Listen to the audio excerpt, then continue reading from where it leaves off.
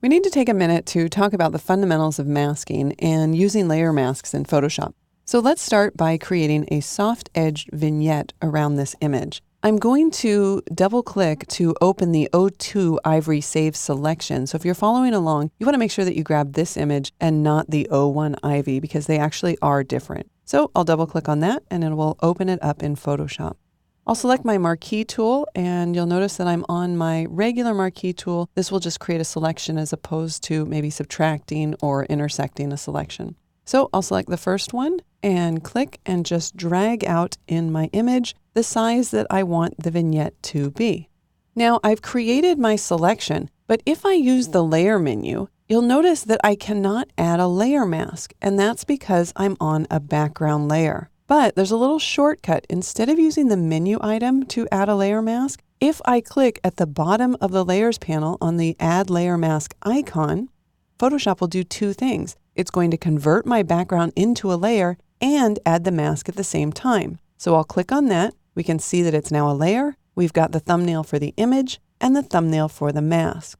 So let's take a look at the mask for a moment. If I want to see the black and white mask, I can hold down the Option key on the Mac or the Alt key on Windows and click on the layer mask thumbnail. Now we can see wherever the mask is white, I'm able to see the data on the file. And the reason that I say the data on the file, I mean, here obviously it's a photograph, but masking always works the same way in Photoshop. So it doesn't matter if I'm on a type layer, if I'm on an adjustment layer, wherever the mask is white, I can see what's on that layer. So I'd be able to see the photograph, or I'd see the type, or I would see the adjustment. Wherever the mask is black, it's going to be hiding the contents of that layer. So in order to see the photograph again, let's click on the eye icon in the layers panel, and that will display it. Now, just because I clicked on the eye icon doesn't mean that I'm actually targeting the photograph. So if I were to do something like paint right now, I would actually be painting on the mask, not the image. So the way that I can tell is because of this double line around the thumbnail. Right now it's around the mask. If I click on the image, I get the double line around the image telling me that that's selected. Let's go ahead and click on the thumbnail. Now what you might be seeing in front of you might be a little bit different. Instead of this checkerboard, you might actually be seeing a white background. And that just depends on a preference. So I'm going to turn off the checkerboard so that I can visualize what this would look like as if it was flattened or printed onto a piece of paper. And I'll do that by choosing the Photoshop menu. On the Mac, you choose the Edit menu on Windows, and then come down to Preferences, and then Transparency and Gamut. And we'll just change the grid size to none. Click OK. And this area now is still transparent. It's just that Photoshop is showing it to me as if it was printed on a white piece of paper. But the vignette that I added is very hard-edged, and I would like to make that a soft edge. What a lot of people do is they make their initial selection, and then they'll add what's called a feather. And a feather will soften the edge. But it's always hard for me to guess what the size of the feather should be. Should it be 2 pixels or 5 pixels or 10 pixels? And the reason that it's hard to guess is because it's going to depend not only on the resolution of the file. So if I had a really high-res file, a 2-pixel feather would be nothing compared to a low-res file, but it also depends on how soft of an edge I want. Do I want it semi-soft or really soft? So instead of adding a feather before I create my mask, I use this non-destructive way of softening the edge of my mask. So on my Layers panel, making sure that the mask is targeted, I can choose my Properties panel. And if your Properties panel isn't showing, you can go into the Window menu and then Show Properties. But mine's right here, so I'll just expand it by clicking on the iconic panel. And then you can see that I've got my mask targeted. And down here, I have a dynamic feather. So as I move it over to the right, you can watch the edge of the mask getting softer and softer. Now, I don't want to go too far, so I'll bring it back maybe around 25 pixels or so. But the best thing about this is that it's completely non-destructive. I can go back in here even after I've saved the file, as long as I've saved it as a layered document. I can change this next week or next month. So let's see what's happened to the actual mask. I'm going to collapse this panel by clicking on the 2 arrows here, and then we'll hold down the Option key and click on the Layer Mask thumbnail.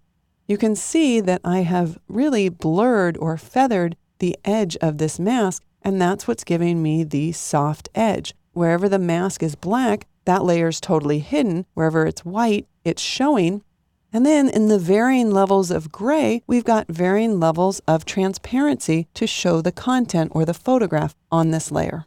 In fact, if we want to watch this dynamically change, we can actually expand the Properties panel again, and you can see as I move the feather that the mask is dynamically updating. All right, I'll collapse that, and then we'll click on the eye icon in order to see our image again. And now I'm going to load up the selection. This is a selection that was saved from the previous lesson, just so that we don't have to make the selection again. I'll go underneath the Select menu and then choose Load Selection.